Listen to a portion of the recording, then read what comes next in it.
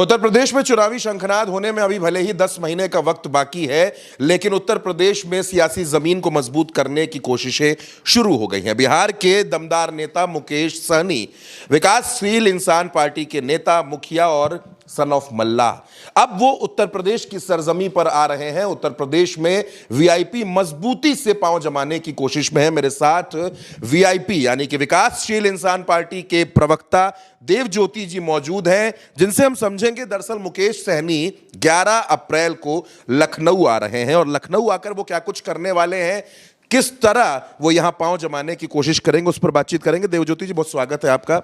मुकेश सहनी जी लखनऊ आ रहे हैं, बिहार में आप चुनाव लड़े और अब उत्तर प्रदेश का चुनाव है, उत्तर प्रदेश पर नजर है, क्या कुछ कार्यक्रम है, पहले तो ये बताइए।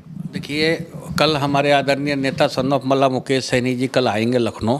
हम लोगों ने एक भव्य कार्यकर्ता सम्मेलन भी रखा है। उसके बाद 4 बजे प्रेस कॉन्फ्रेंस करेंगे। हम लोग को हमारे आदरणीय नेता कल आदरणीय योगी आदित्यनाथ जी से पूछेंगे कि 2022 में जो उन्होंने निषाद आरक्षण की अनुशंसा किया था, आनंद फानन में जब वीआईपी आ गया, वीआईपी से इतना डर गए योगी आदित्यनाथ कि आनंद फानन में उन्होंने निषाद आरक्षण की अनुशंसा कर दिया कि चुनाव जीत के आएंगे, पहला काम निषादों को आरक्षण दिलवाएंगे, नहीं तो कभी वोट मांगने नहीं आएंगे। आज कहाँ है वो चिट्ठी? चिट्ठी कहाँ है वो चिट्ठी?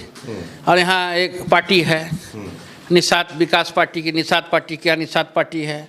वो अपना प्राइवेट लिमिटेड कंपनी चला रहा है, परिवार का अपना चलाता है ना। उसका बेटा एमपी है था कि है, हमको नहीं पता।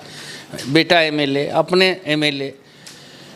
ये वो क्वेश्चन आज तक उत्तर प्रदेश विधानसभा में नहीं उठाया कि आपने जो आदरणीय मुख्यमंत्री जी, आपने निषाद आरक्षण का जो अनुशंसा किया था उस पर अब क्या कर रहे हैं? हिम्मत है पूछने का? आज ये निषाद पार्टी यहाँ चल रहा है, जिसको हम लोग कहते हैं कि भोग विलास पार्टी जो है, मलाई काट रहे हैं सत्ता का। तो हमारे आदरणीय नेता सन ऑफ मल्लाह मुकेश सहनी जी के साथ तो वो नहीं है। हम लोग को तो बर्खास्त किया गया था बिहार मंत्रिमंडल से 2022 में, धक्का देके निकाल दिया गया था कति पिछड़ा का बेटा को, निषाद का बेटा को। उसके बाद भी हम लोग अडिग रहे हैं और आरक्षण नहीं तो गठबंधन नहीं तो भारतीय जनता पार्टी को वोट नहीं। इसी तरह से याद दिलाने आए हैं योगी जी को कि 22 का जो चिट्ठी था वो क्या किए। चिट्ठी जो भेजा, इसका मतलब केंद्र आपको वैल्यू नहीं दे रहा है। जब आपका चिट्ठी का वैल्यू नहीं दे रहा है तो आप कैसे मुख्यमंत्री बनिएगा, नहीं बनिएगा? हो सकता है इसमें भी प्रश्न चिन्ह है कि उनको हटा के दूसरा चला रहा है बीजेपी। एक वैल्यू होता है ना चीफ मिनिस्टर का। आप उसके बाद आप आते हैं संजय निषाद जी के बारे में। अब संजय निषाद जी एगो पुतला